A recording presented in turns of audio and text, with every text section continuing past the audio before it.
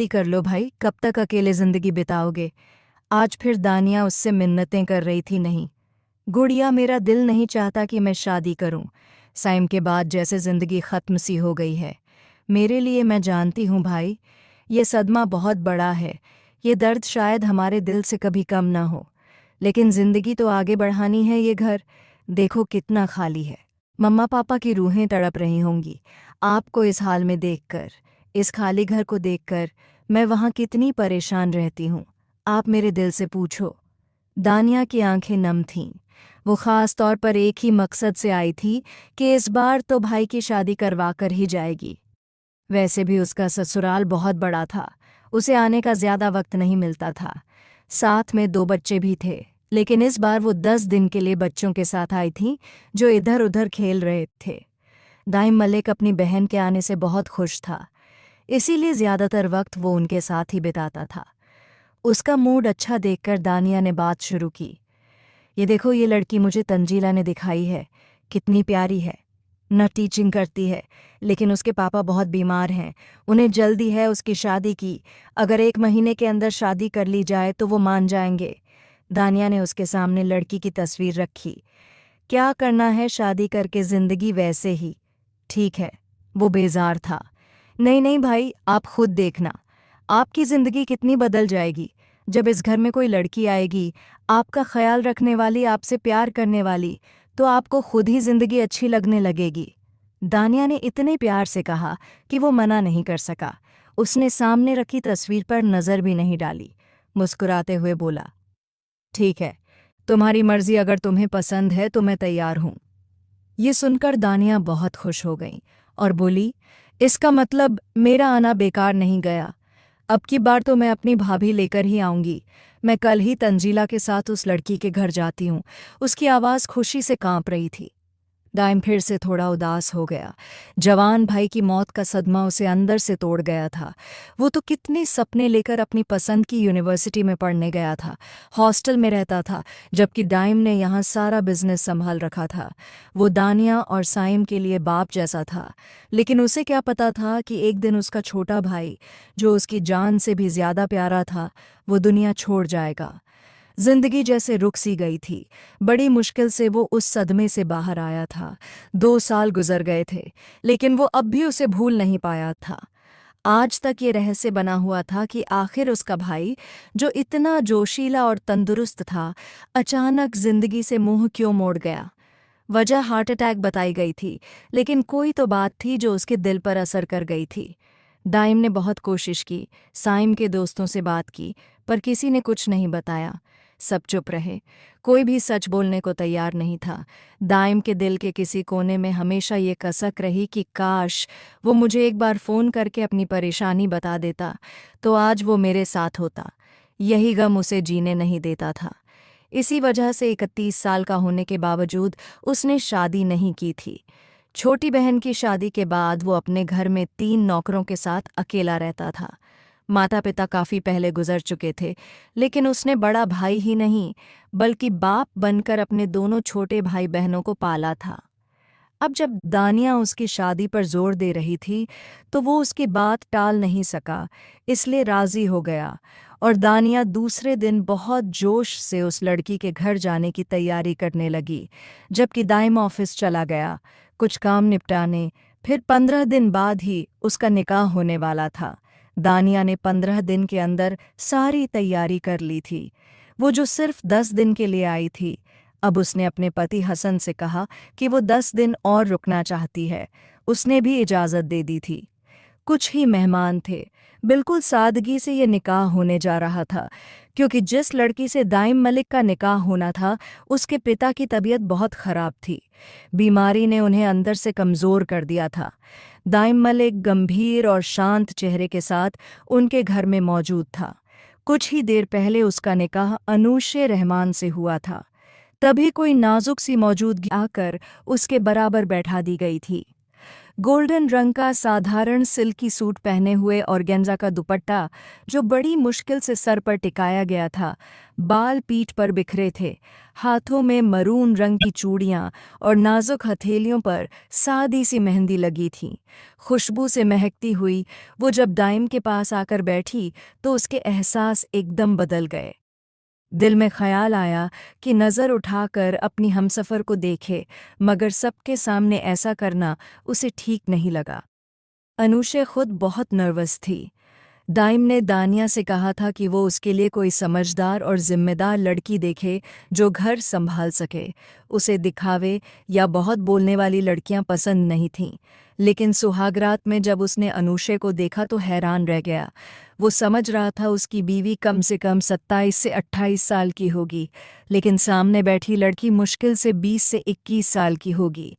साल की थी, मासूमियत और खूबसूरती ने उसके चेहरे को ढक रखा था। वो बहुत घबराई हुई थी।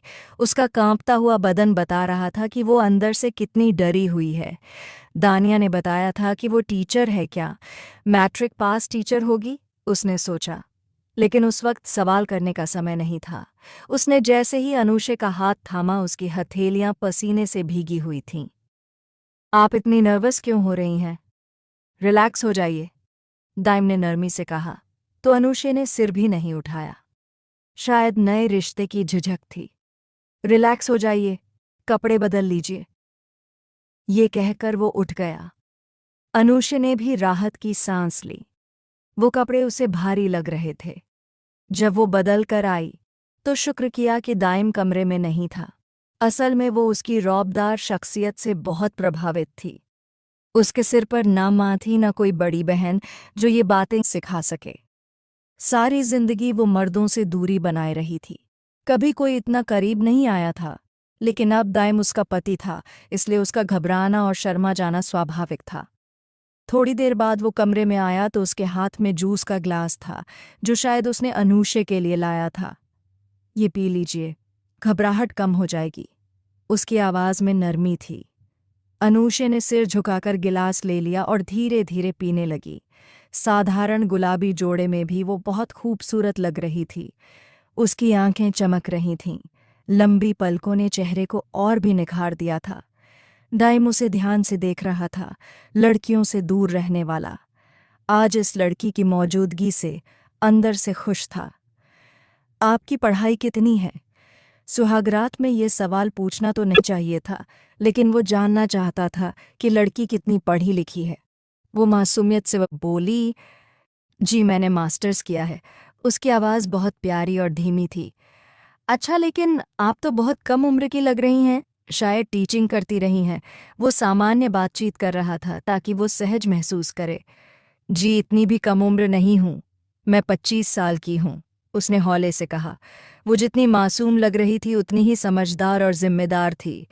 दाइम समझ गया कि यही वो हमसफ़र है जिसकी उसे तलाश थी। क्या मैं एक बार पापा से बात कर सकती हूँ? मेरे आने के बाद वो बहुत अकेले होंगे और उनकी तबीयत भी ठीक नहीं है। उसके चेहरे पर उदासी थी। दाइम के नरम मिजाज को देखकर उसने हिम्मत की और अपनी बात कह दी। वो मुस्कुरा दिया। क्यों नहीं, आप जब चाहें बात कर सकती हैं। उसकी कोमलता से अनुशे को हौसला मिला। उसने पापा से बात की तो उसका दिल हल्का हो गया। पापा कह रहे थे मैं ठीक हूँ, वरना 2-3 दिन से सीने में दर्द था। अब वो आत्मविश्वास से बात कर रही थी।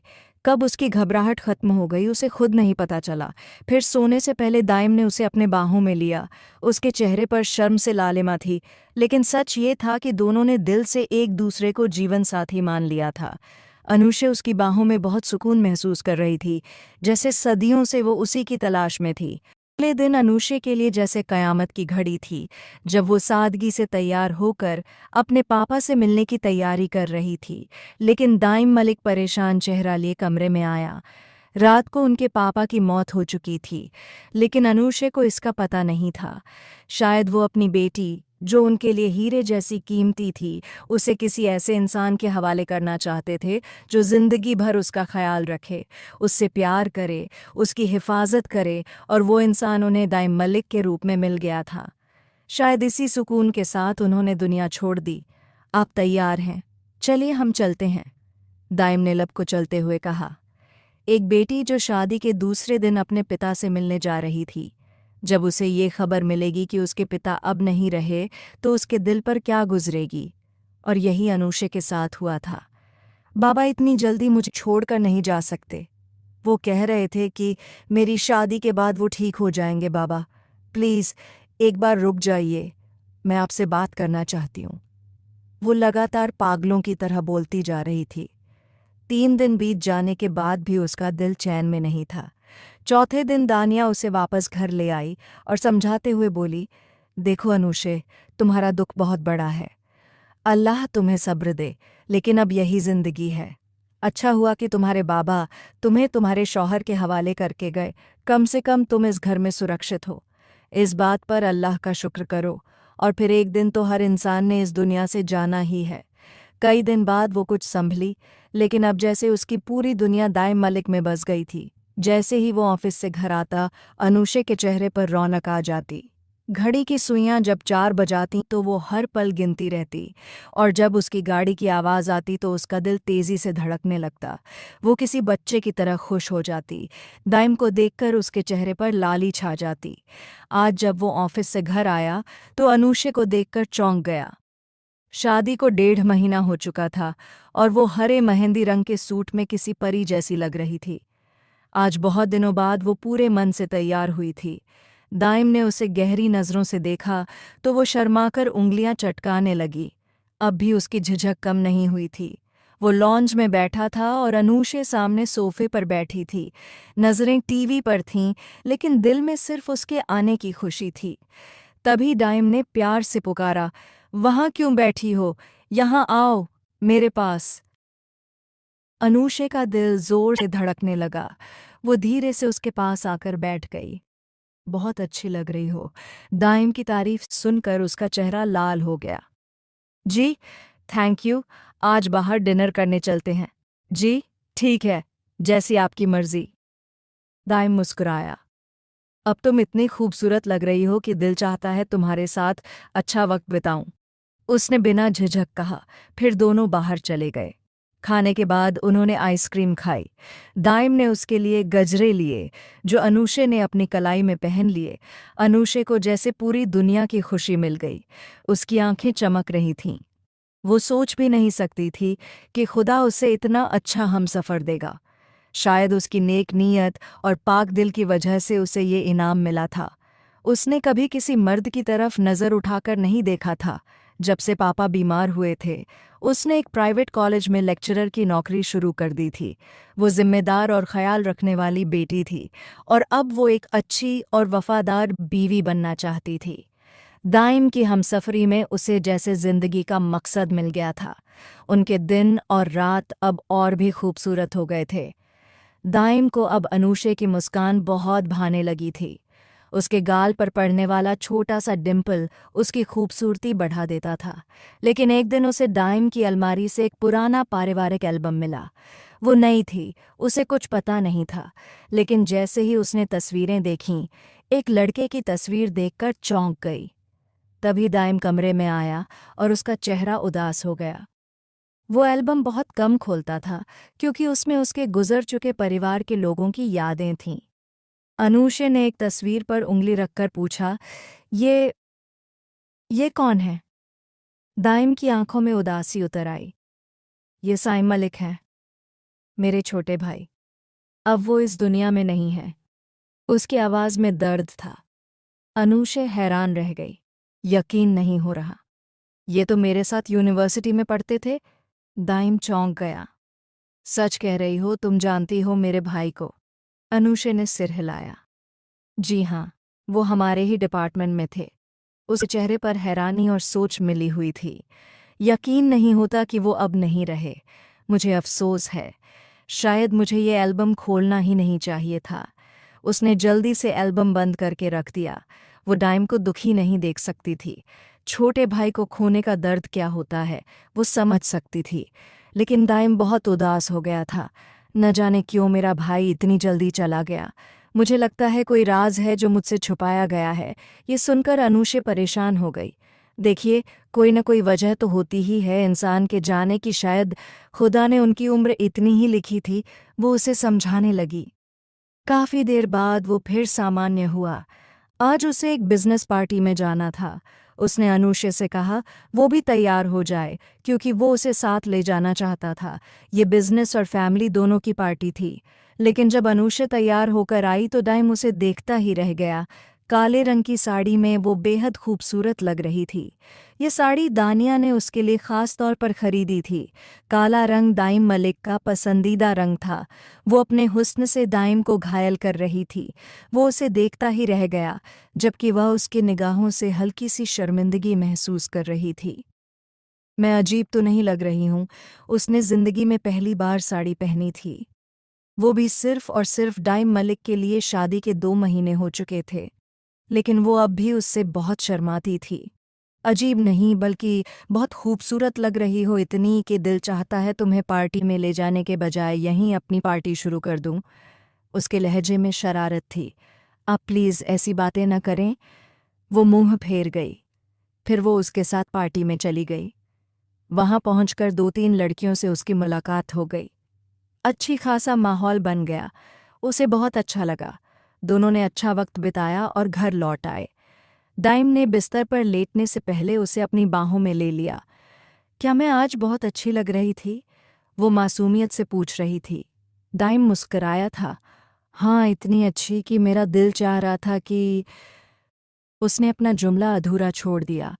अनुषे शर्माकर उसका सीना पकड़कर उसमें सिर छुपा ली। आज आप जल्दी घर आ गए? उसे वक्त से पहले घर आते देखकर अनुषे का चेहरा चमक उठा था। वो मुस्कुरा दिया। हाँ, असल में साइम का एक यूनिवर्सिटी का दोस्त घर आया है मुझसे मिलने। तुम अच्छा खाना बना लेना, वो डिनर करके जाएगा। जी ठीक है, वो मुस्कुरा दी। हल्का सा तैयार होकर खुद भी किचन में आ गई और वक्त से पहले ही खाना बना लिया। दाइम साइम के दोस्त सुफियान के साथ ड्राइंग रूम में बैठा था। खाने के लिए उसे डाइनिंग टेबल पर ले आया। फिर अनुषे की तरफ इशारा किया। सुफियान, ये तुम्हारी भाभी है। अनुषे, वो अचानक पलटा। अनुषे ने उसे सलाम करने के लिए होंठ खोले, लेकिन उसके होंठ सन्न रह गए। दोनों ने एक दूसरे को पहचान लिया था। ये तो हमारे साथ यूनिवर्सिटी में पढ़ती थी। अनुषे रहमान उसे देखकर सुफियान के चेहरे पर गहरी गंभीरता छा गई थी। हाँ, अनुषे ने बताया था मुझे कि वो साइम को जानती थी। सुफियान चुपचाप खाना खाता रहा। उसकी खामोशी पर दाइम हैरान था। अनुषे बर्तन समेटकर किचन में चली गई, लेकिन जब सुफियान जाने के लिए उठा तो राहदारी से गुजरते हुए दाइम के पास रुक गया। दाइम भाई, आपको यकीन नहीं आएगा, लेकिन आपने गलत लड़की से शादी कर ली है। ये लड़की अनुषे रहमान, उसी की वजह से साइम मौत के मुंह में गया है। ये क्या कह रहे हो तुम? दाइम की आंखें हैरानी से फैल गई थीं। मैं सच कह रहा हूँ दाइम भाई, मैं आपसे झूठ क्यों बोलूँगा? ये लड़की, मैं इसे अच्छी तरह पहचानता हूँ। हमारे साथ यूनिवर्सिटी में पढ़ती थी, बड़ी पर्दे में और सीधी सादी बनती थी। लेकिन ये रोज़ साइम को ख़त भेजती थी और नीचे अपना नाम लिखती थी। मुझे ज़्यादा तो नहीं पता, लेकिन इतना जानता हूँ कि अक्सर साइम रातों को किसी से मिलने जाता था। शायद ये वही लड़की थी। बाकी सच्चाई खुदा ही जानता है, क्योंकि उसने कभी हमसे कुछ शेयर नहीं किया। बस अचानक बहुत चुप रहने लगा था। सुफियान के चेहरे पर उदासी थी, लेकिन दाइम का बस नहीं चल रहा था कि वो ज़मीन में गड़ जाए। तो यही है वो लड़की, और मैं इसे अपना हमसफ़र बना बैठा हूँ। सुफियान तो चला गया, लेकिन दाइम के होंठ बंद थे और चेहरा सख्त था। वो चुपचाप ड्राइंग रूम में आया और बैठ गया। अनुषे अभी किचन से लौटी थी। चली गईं आपके मेहमान? वो मुस्कुराते हुए बोली। उसकी मौजूदगी में जैसे सुकून और मोहब्बत का एहसास होता था। दाइम ने अचानक पलटकर उसे देखा। तो तुम हो वो जहरीली नागिन जिसके जहर ने मेरे भाई की जान ले ली। ये अनपेक्षित शब्द सुनकर अनुषे की जान सूख गई। दाइम के हर लफ्ज से नफरत झलक रही थी। वो हैरान रह गई। ये आप क्या कह रहे हैं? क्यों? क्या तुम्हारे कानों ने कुछ गलत सुना है? सुफियान ने मुझे सब बता दिया है, वो पूरी कहानी जिसकी वजह से साइम की जान गई। तुम भी अपनी दोस्त के साथ यूनिवर्सिटी में पढ़ती थी ना। तुमने पहले ही मुझे बताया था, लेकिन ये नहीं बताया कि तुम्हारे डसने से मेरे भाई की जान गई। वो शायद तुम्हारी बेवफाई से टूटा होगा। तुम सच में एक जहरीली नागिन हो, खूबसूरत मगर खतरनाक, जो किसी को भी मार सकती है। दाइम का बस नहीं चल रहा था कि वो उसे घर से निकाल दे। सालों से जिस लड़की को वो ढूंढ रहा था, आखिरकार पता चल गया कि वो कोई और नहीं, उसकी अपनी बीवी है। अनुषे का चेहरा सुर्ख हो गया था। बमुश्किल उसके गले से आवाज निकली, आपको कोई गलतफहमी हुई है। मैं वो लड़की नहीं हूँ। मैं साइम को जानती ज़रूर थी, बस इतना कि वो मेरी यूनिवर्सिटी में पढ़ता था, लेकिन मैं उससे ज़्यादा। चुप रहो, एक शब्द भी मत कहो। मैं तुम्हें अब अपने साथ नहीं रखना चाहता। मुझे आज से नहीं बल्कि उसी दिन से उस लड़की से नफ़रत थी जिस वजह से मेरा भाई गया, और आज जब पता चला कि वो लड़की मेरी ही बीवी है तो मेरी नफ़रत 4 गुना बढ़ गई है। तुम्हारे भले के लिए यही ठीक है कि तुम यहाँ से चली जाओ। आंसू टूटकर अनुषे की आंखों से गिर रहे थे। ये आप क्या कह रहे हैं? मैं यहाँ से चली जाऊं, जबकि मेरा कोई कसूर भी नहीं। मैं आपको कैसे यकीन दिलाऊं कि मैं वो लड़की नहीं हूँ? उस लद्दा के सुफियान ने आपसे झूठ बोला है। वो होंठ काट रही थी, उसका चेहरा लाल हो गया था। दाइम ने नफरत से मुंह फेर लिया। एक पल में ही उसकी मोहब्बत नफरत में बदल गई थी। बस मैं कुछ नहीं जानता। मुझे तुम्हारा अस्तित्व बर्दाश्त नहीं। तुम मेरे लिए असहनीय हो, इसलिए जाओ यहाँ से। वो गुस्से से बोला, मैं कहाँ जाऊंगी पापा? मुझे आपके हवाले करके गए थे, वो भी अब इस दुनिया में नहीं है। आप जानते हैं, आपके सिवा मेरा कोई नहीं। उसकी आवाज़ में बहुत दर्द था। सिर्फ 2.5 महीने हुए थे। शादी को हंसती मुस्कुराती जिंदगी को अचानक नज़र लग गई थी, जो गुलाबी कपड़े पहनकर किसी खिले फूल जैसी लगती थी, अब मुरझा गई थी। दाइम के इस नफरत भरे रवैये ने उसे पल भर में तोड़ दिया था, लेकिन वो कुछ सुनना नहीं चाहता था। उसे रोता छोड़कर वो बेडरूम में चला गया। अनुषे में इतनी हिम्मत नहीं थी कि उठकर उसके पास जाए। अभी उसने ही तो उसे घर से जाने को कहा था। न जाने कितने घंटे गुजर गए। दाइम कमरे में सोने की कोशिश कर रहा था, लेकिन ये सच्चाई जानने के बाद उसे नींद कैसे आती। गुस्से में वो लाउंज में गया तो देखा वो नीचे कालीन पर गिरी पड़ी थी। उसके काले बाल बिखरे थे। वो घबरा गया।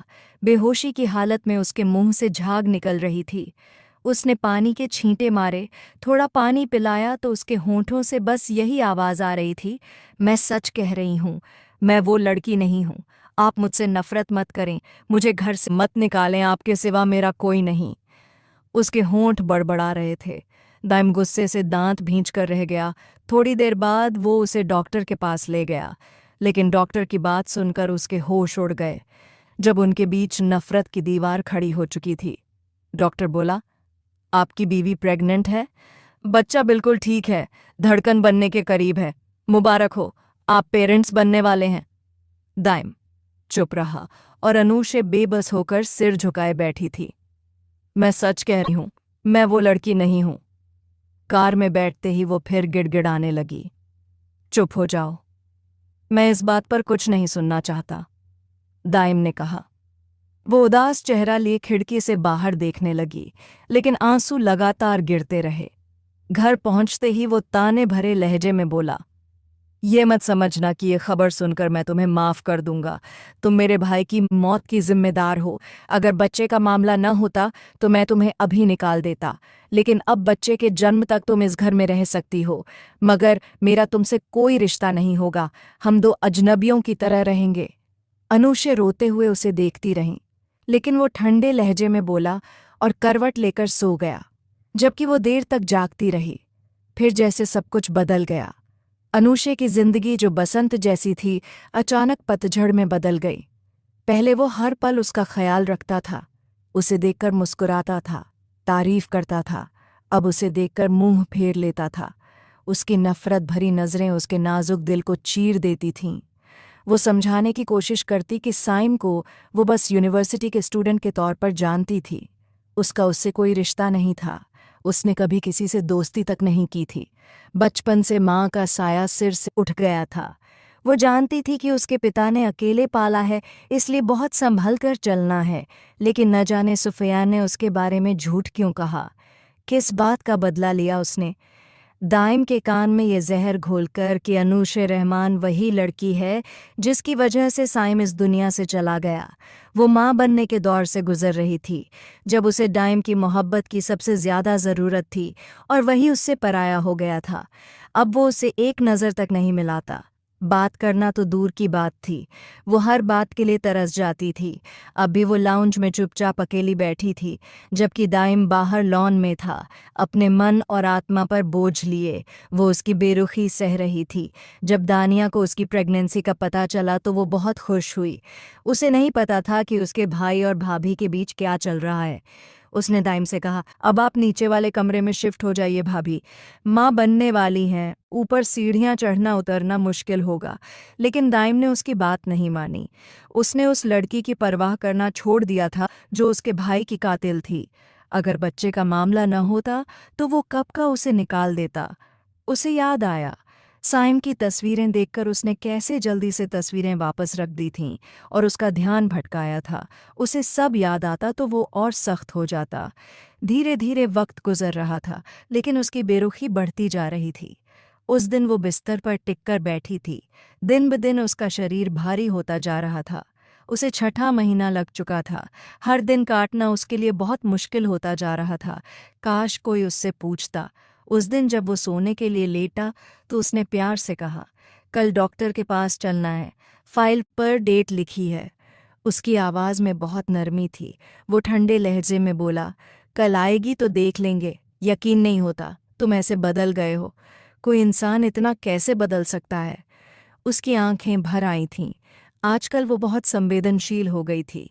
शायद माँ बनने की वजह से वो चाहती थी कि दायम उसे हर पल प्यार से देखे, उससे बातें करे। शादी के शुरू के 2.5 महीने जैसे खूबसूरत बहार थे। वो दिन उसकी ज़िंदगी के सबसे प्यारे दिन थे। वो उसके पास बैठकर रोने लगी। आप मेरी बात पर यकीन क्यों नहीं करते? मैं कितनी बार कह चुकी हूँ कि मैं वो लड़की नहीं हूँ। आप जानते हैं ना, आपके अलावा मेरा इस दुनिया में कोई नहीं है।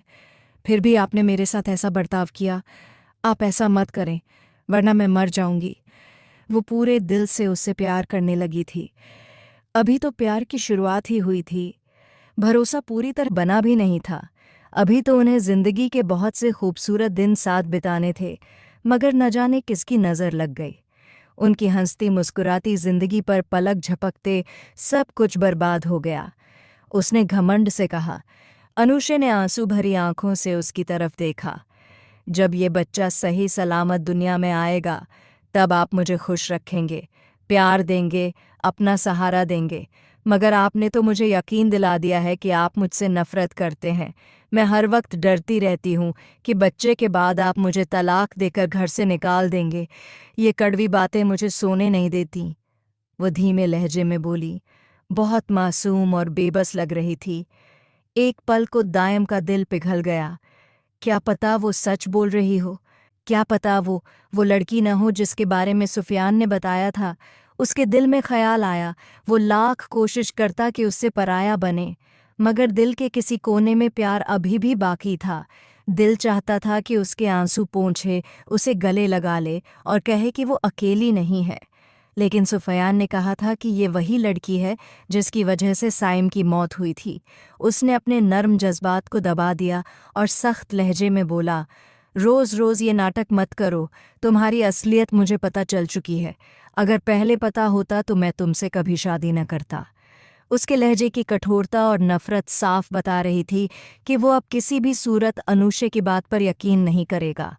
अनुषे ने लाल आंखों से उस पत्थर दिल इंसान को देखा जो करवट बदल कर सो गया। अब उसने शिकायत करना भी छोड़ दिया था। वो चुप रहती। उनके बीच बात भी बहुत कम होती। धीरे धीरे वक्त गुजरता गया। 8वां महीना शुरू हो गया। घर में काम के लिए एक नौकरानी आ गई। अब वो खाना भी नहीं बनाती। ऊपर कमरे में जाती तो नीचे उतरना मुश्किल हो जाता। दायम को गुस्सा आता कि कितना नखरा दिखा रही है, जैसे उसकी सच्चाई मुझे पता नहीं। वो उसे अनदेखा करता और वो भी चुप रहती। अब उसने सजना, संवरना, मुस्कुराना सब छोड़ दिया था। बस नमाज पढ़ती और रोती कि एक दिन उसे सच्चाई पता चल जाएगी। मगर उसे क्या पता था कि उसकी परीक्षा अब खत्म होने वाली है। एक दिन उसने देखा दायम बैग पैक कर रहा है। किसी ज़रूरी मीटिंग के लिए उसे दूसरे शहर जाना था। जाते जाते वो बोला, मैंने हमीदा से कह दिया है, वो आज रात तुम्हारे पास रहेगी। अनुषा कुछ न बोली, बस लेटी रही। उसकी तबीयत भी ठीक नहीं थी। दायम थोड़ा परेशान हुआ क्योंकि आखिरी दिन चल रहे थे।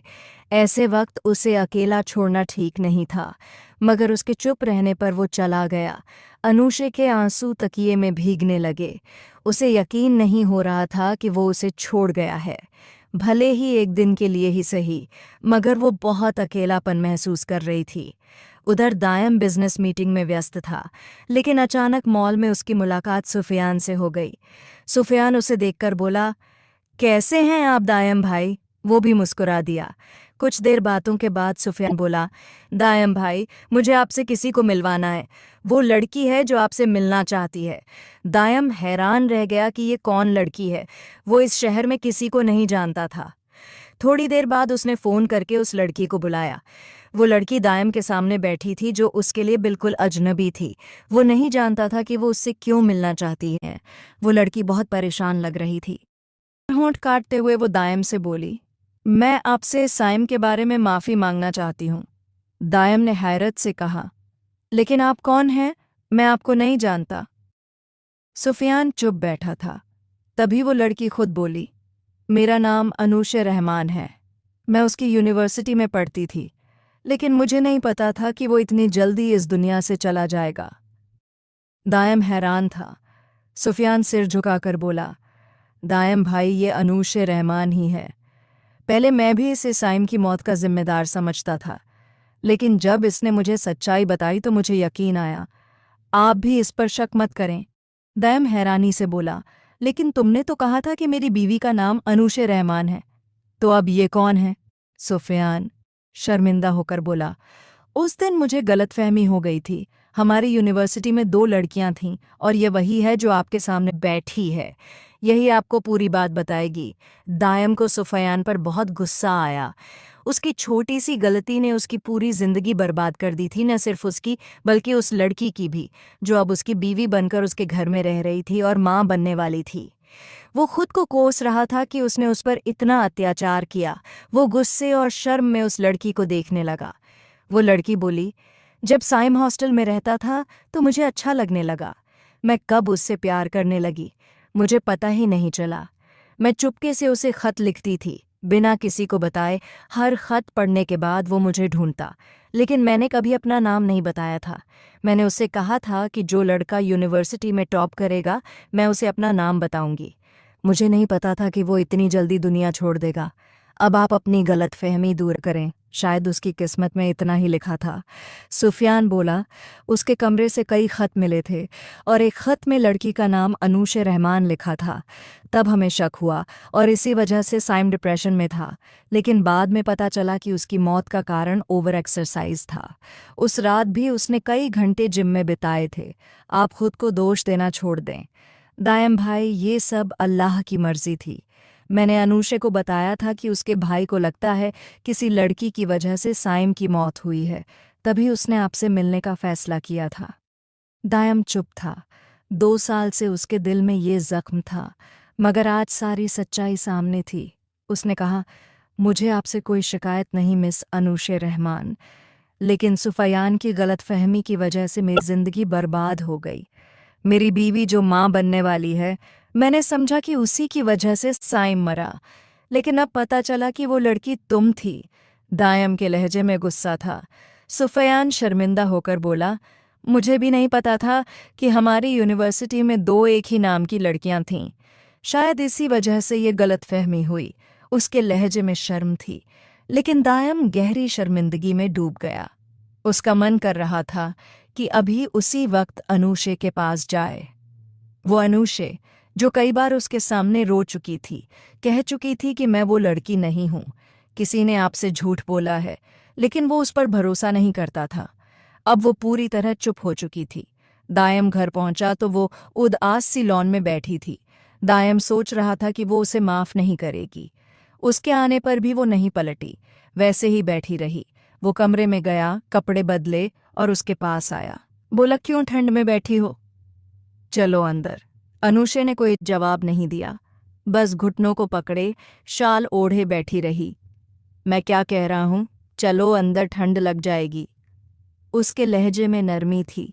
वो बोली, मैं जीऊं या मरूं आपसे मतलब नहीं होना चाहिए, लेकिन इतना बता देती हूं कि मैं आपका बच्चा पैदा करके ही मरूंगी। उसे आपके हवाले करके उसके लहजे में दर्द था। दायम बोला, बच्चा तभी अच्छा लगेगा जब तुम सही सलामत रहो। अनुषे बोली, मैं तो आपके लिए नफरत के काबिल हूं ना, आपके भाई की कातिल हूं। मुझे जेल भिजवा दें, इससे अच्छा होगा, क्योंकि ये घर अब मेरे लिए जहन्नुम से कम नहीं, जहां हर पल आपकी नफरत का जहर सहना पड़ता है। उसके होंठ सूख चुके थे, आंखों के नीचे हल्के थे, चेहरा कमज़ोर हो गया था। ये सब दायम की वजह से था। वो और ज्यादा शर्मिंदा हो गया। उसका मन कर रहा था कि उसे बाहों में उठाकर कमरे में ले जाए। बोला, चलो, शाबाश, जिद मत करो। जैसे ही वो उसे छूने बढ़ा, अनुषे बोली, आज इतनी हमदर्दी का नाटक क्यों? क्या अब मैं नफरत के काबिल नहीं रही? दायम ने उसका चेहरा दोनों हाथों में लिया, फिर झुककर उसकी पेशानी चूम ली। वो अचानक पीछे हटी, बोली, छोड़ दीजिए, मुझे अपने स्पर्श की आदत मत डालिए, फिर वैसे ही मुझे झटक देंगे जैसे कोई जहरीले जानवर को झटक देता है। उसकी आंखों से आंसू बह रहे थे। दायम ने बहुत प्यार से उसके आंसू पोंछे और बोला, माफ़ कर दो, मुझे बस यही कह सकता हूँ, और मेरे पास शब्द नहीं है। उसकी नज़रें झुकी हुई थीं। अनूशे हैरान थी, फिर तल्खी से बोली, समझ नहीं आता, उस शहर में जाकर ऐसा कौन सा चमत्कार हुआ कि आपका रवैया बदल गया? दायम बोला, मुझे खुद शर्म आती है, तुमसे कहो तो हर रोज़ माफ़ी मांगता रहूं। जब तक माफ़ नहीं करोगी, ऐसे ही झुका रहूंगा। अनुषा ने हैरानी से उसे देखा। वो सोच भी नहीं पा रही थी कि आखिर ऐसा क्या हुआ कि उसे अचानक उसकी बातों पर यकीन आ गया। दायम बोला, चलो जल्दी अंदर, वरना मैं तुम्हें उठा लूंगा। वैसे अब तो तुम बहुत भारी हो गई हो। दायम की बात पर उसने चादर अपने चारों ओर लपेटी और बोली, रहने दीजिए, मुझे आपकी हमदर्दी की कोई ज़रूरत नहीं। वो झटके से उठी, तेजी में चलते उसे ठोकर लगी, पर गिरने से पहले ही दायम ने उसे बाहों में थाम लिया। वो खुद को छुड़ाने लगी, लेकिन उसकी पकड़ मजबूत थी। छोड़ दीजिए मुझे, आपने तो फिर नफरत जतानी है। मैं हर पल जीऊंगी, हर पल मरूंगी। दायम बोला, वादा करता हूँ, अब ऐसा कुछ नहीं होगा, जान हो तुम मेरी। पर अनुषे इतनी जल्दी मानने वाली नहीं थी। कुछ पल उसे देखती रही, फिर गुस्से में कमरे में चली गई, लेकिन उसका दिल धड़क रहा था। क्या सच में चमत्कार हो गया है? क्या उसे मेरी सच्चाई पर यकीन आ गया है? चेहरा गंभीर था, मगर दिल में खुशी थी। वो रूठी सी बैठी थी। तभी दायम उसके सामने आया और बोला, ये देखो, मैं तुम्हारे लिए कुछ लाया हूँ। उसने मखमली डिब्बे से एक खूबसूरत सा लॉकेट निकाला। अब डिलीवरी में सिर्फ 1 महीना बचा था। दायम के बदले रवैये पर वो हैरान थी। उसने ये दिन और महीने कैसे काटे थे, ये वही जानती थी। दायम को अब पछतावा था। काश उस दिन सुफियान झूठ न बोलता, तो उस खूबसूरत शादीशुदा जिंदगी यूं नफरतों में न डूबती। अनुषे ने भी उसके प्यार पर कोई खुशी नहीं जताई, बस खामोशी से गिफ्ट देखती रही। तभी दायम आगे बढ़ा और बोला, अगर इजाज़त दो तो तुम्हारे गले में पहना दूं। उसकी आंखों में मोहब्बत थी, मगर अनुषे पीछे हट गई। बोली, नहीं, मुझे आपका कोई गिफ्ट नहीं चाहिए। आपने मेरे साथ जो सुलूक किया, अगर मेरी जगह कोई और लड़की होती तो कब की ये घर छोड़कर चली जाती। लेकिन मैं मजबूर थी, क्योंकि आपके अलावा मेरा इस दुनिया में कोई नहीं था। ऐसी हालत में मैं लोगों की बातें कैसे सहती? उसकी आंखों से आंसू झरने लगे। दायम ने उसे सीने से लगा लिया। वो उसके सीने से लगकर सिसक रही थी। दायम ने उसकी पेशानी चूमी और बोला, आज तेरी आंखों में आंसू हैं, मगर आज के बाद मैं तुझे कोई तकलीफ नहीं दूंगा। वादा है मेरा। वो देर तक रोती रही, दिल का बोझ हल्का करती रही। फिर खामोश हुई तो दायम मुस्कुराया, बोला, अब तो इजाज़त दो इसे पहनाने की। अनुशे ने घूरकर देखा, बोली, आप तो ऐसे कह रहे हैं जैसे आज हमारी सुहागरात है। उसका मुंह बना हुआ था। दायम हंस पड़ा, बोला, जिंदगी की गलतफहमियां और नफरतें जो मैंने अपने दिल में पाल रखी थीं सब खत्म हो गईं। अब हमारी जिंदगी की नई शुरुआत है। आज के बाद मैं अपनी जान को कभी किसी दर्द में नहीं देखूंगा और न अपनी वजह से उसे तकलीफ दूंगा। अनुशे तो इसी चमत्कार का इंतजार कर रही थी कि कोई तो दायम को सच्चाई और झूठ का फर्क समझा दे, और ऐसा ही हो गया। दायम ने बड़े प्यार से वो गोल्ड का लॉकेट उसके गले में पहना दिया। वो उसे मोहब्बत से देख रहा था।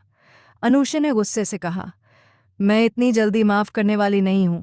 दायम मुस्कुराया, बोला, ठीक है, कुछ दिनों में माफ कर देना, लेकिन मुझसे बात तो करना, मेरी बात का जवाब तो देना। उसने उसके हाथ थाम ली और बोला, बताओ, इतनी बड़ी गलतफहमी कैसे दूर हुई? तुम बिल्कुल ठीक थीं, मेरी ही आंखों पर पर्दा था। सुफियान के झूठ की वजह से वो धीरे धीरे सब बताने लगा। अनुशे ने सिर उसके कंधे पर रख लिया। कितना सुकून था उसके भीतर। वो उसे बहुत चाहने लगी थी और खुदा की शुक्रगुजार थी जिसने उसकी मोहब्बत लौटाई। दायम ने उसकी चमकती पेशानी चूमी। दिल से गलतफहमियां दूर हुईं तो जिंदगी और भी खूबसूरत हो गई। खत्म।